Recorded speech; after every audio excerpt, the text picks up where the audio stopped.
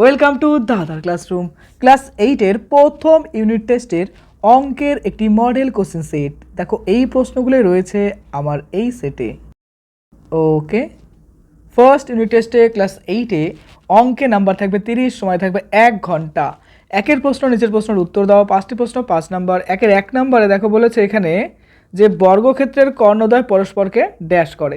তুমি একটা বর্গক্ষেত্রের ছবি যদি চিন্তা করো, ধরো এই একটা বর্গক্ষেত্র যদি অঙ্কন করি, তাহলে ধরো নাম দিলাম এ বি সি ডি। ওকে, এবার দেখো এসি একটা কর্ণ এবং বিডি একটা কর্ণ। তো এখানে দেখো ইন্টারসেক্ট করেছে, তাই না? এখানে ছেদ করেছে। তো এই ক্ষেত্রে লক্ষ্য করো এই কোণের মান কিন্তু 90 ডিগ্রি হয়ে যাবে, বা π/2 বলতে পারি, বা বলতে পারি সমকোণ। অনেকগুলো নামে কিন্তু ডাকা যায়, তাই না? সমকোণ আমরা বলতে পারি। আচ্ছা, এবার লক্ষ্য করো এটা বিপরীত কোণের প্রপার্টি অনুসারে এটাও কি হবে? 90 ডিগ্রি হবে, এটাও 90 ডিগ্রি। তো দেখো একটা স্ট্রেট লাইনের ক্ষেত্রে কি হয়, টোটাল স্ট্রেট লাইনের ক্ষেত্রে টোটাল 180 ডিগ্রি হয়। তার মধ্যে 50% যদি 90 ডিগ্রি হয়ে যায়, তাহলে বাকি 50ও 90 ডিগ্রি হবে।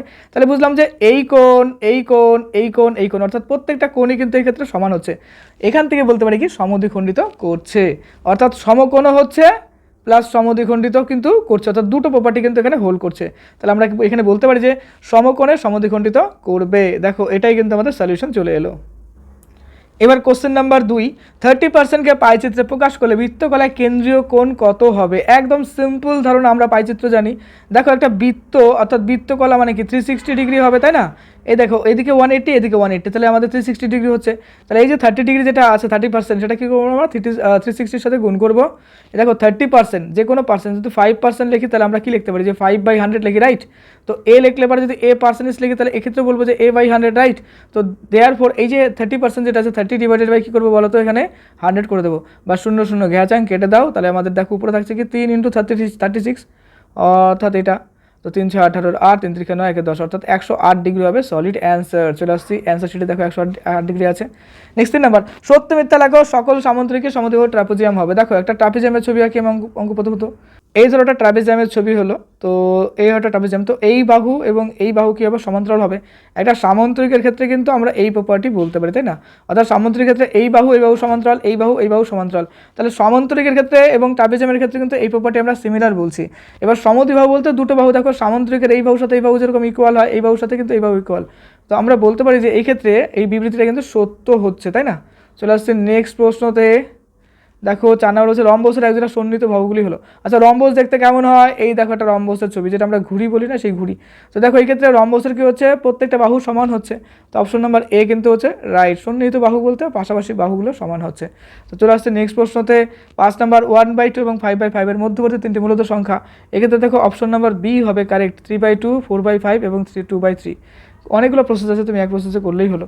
তারপর দেখো পরের প্রশ্ন 2 নম্বর বলছে নিচের প্রশ্ন উত্তর দাও।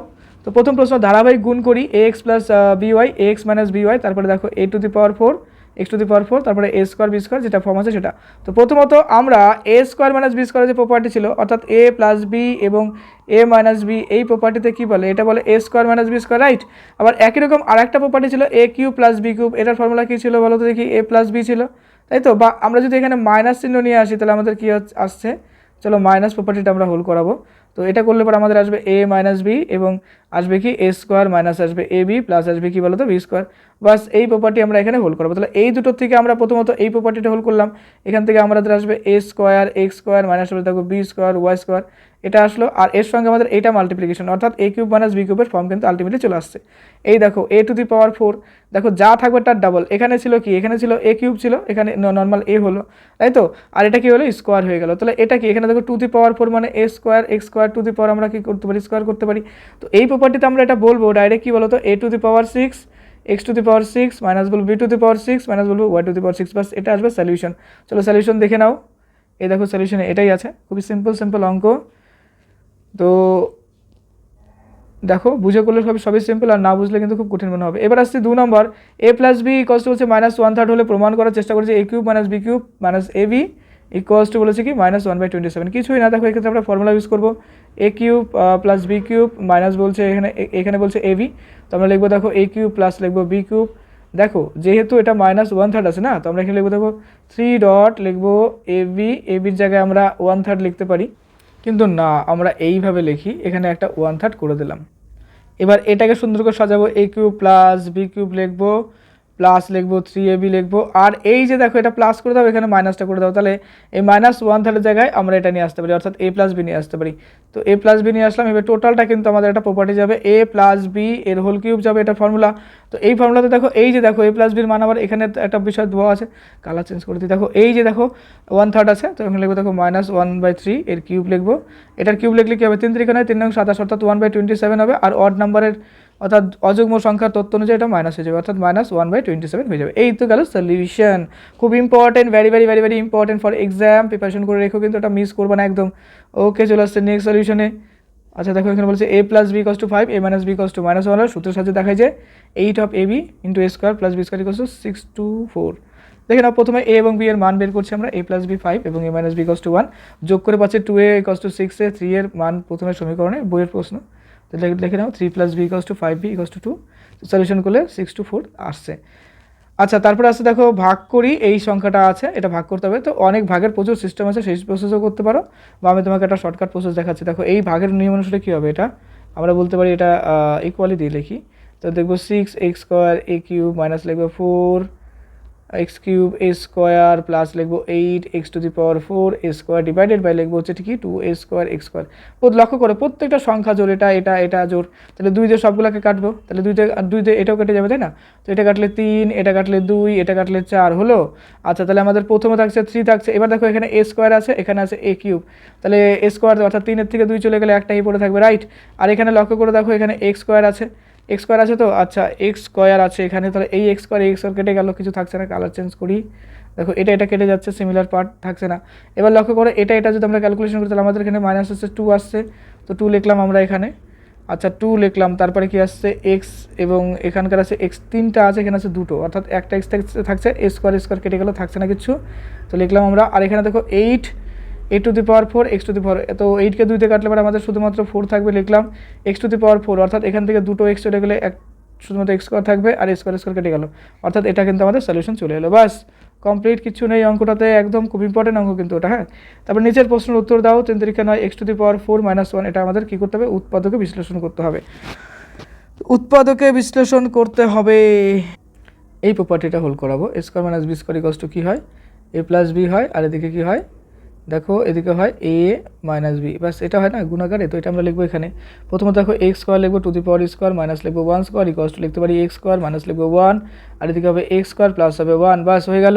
আবার এটা দেখো ওই সূত্রতে যাবে, এই সূত্র এই প্রপার্টিতে যাবে, এগুলো পরে কী হবে x - 1 হবে, এদিকে হবে x + 1, আর এদিকে হবে দেখো কী হবে x² প্লাস হবে 1, বাস দিস ইজ সলিউশন কমপ্লিট।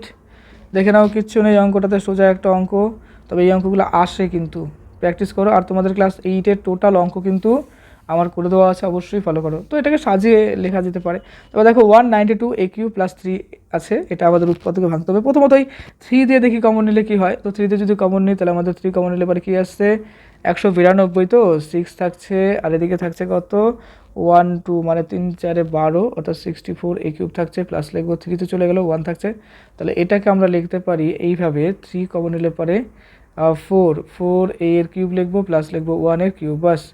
এইবার 1 এর কিউব লিখলে এটা টোটালটা প্রপার্টিতে ভাঙলে পরে 3 a³ - b³ এর প্রপার্টি যেটা আছে a³ + b³, সেই প্রপার্টি ভাঙলে পরে প্রথমত আসবে দেখো 4a প্লাস থাকবে 1 থাকবে, হয়ে গেল।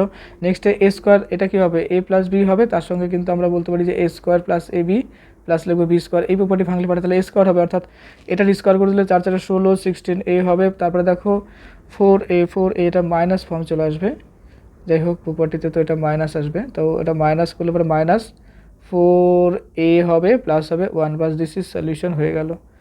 তো জাস্ট এটাই সলিউশন দাঁড়াচ্ছে, হ্যাঁ একদম ঠিক, এটাই সলিউশন হয়ে গেল।